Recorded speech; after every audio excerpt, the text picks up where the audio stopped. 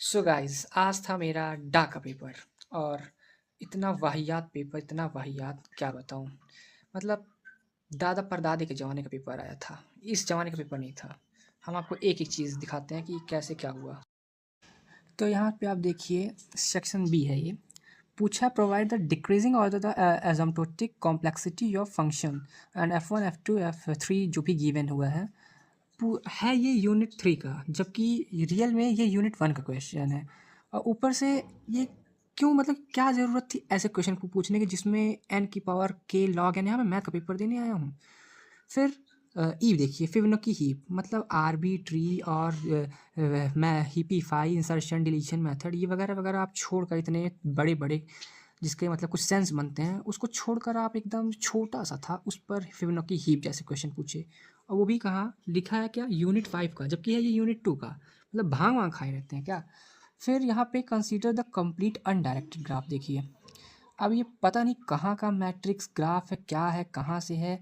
उसके बाद में स्पैनिंग ट्री जोड़ दिए हैं, लीफ नोड भी जोड़ दिए हैं। ग्राफ में ट्री है, ट्री में क्या बनाऊँ, लीफ नोड है, मतलब पता नहीं क्या है। फिर इधर देखिए, ये है F1 F2 F4 बी का क्वेश्चन है, सेक्शन बी। सेक्शन सी का ये बी है, थर्ड का। अब यहाँ पे 2 क्रॉस 25 है कि 2 इंटू 25 है। चलिए ठीक है, मैं इसको इंटू कर लूँगा या मैट्रिक्स की बना लूँगा। ये 1 और इंटू 1000 का मैं क्या करूँ। फिर यहाँ देखिए क्रुस्कल एल्गोरिदम पूछा गया है और जिसमें मिनिमम स्पैनिंग ट्री पूछा है।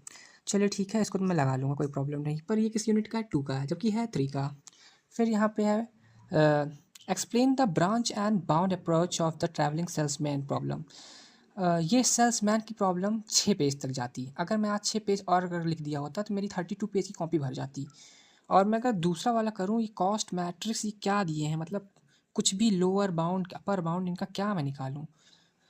चलिए ठीक है, मैंने सेल्समैन मान लिया, मैंने कर लिया। फिर आती है इधर यहाँ पे है रॉबिन कार्प एल्गोरिदम। चलिए ये था तो इसकी वजह से मैं कुछ किया, लेकिन ये सेक्शन, ये बी ऑप्शन जो है describe the Boyer Moore whatever जो भी है string matching algorithm to the bad character and good suffix heuristic work. अब ये कहाँ से है, मतलब ये 19वीं शताब्दी का है, 20वीं शताब्दी का है, कहाँ से है, किस सेंचुरी से आया है, इनके दादा परदादा के ज़माने का था। क्योंकि पिछले 8 साल के रिकॉर्ड में तो ये पेपर नहीं मिला मुझे, मतलब ऐसा कोई बॉयर मूरे वेरे जो भी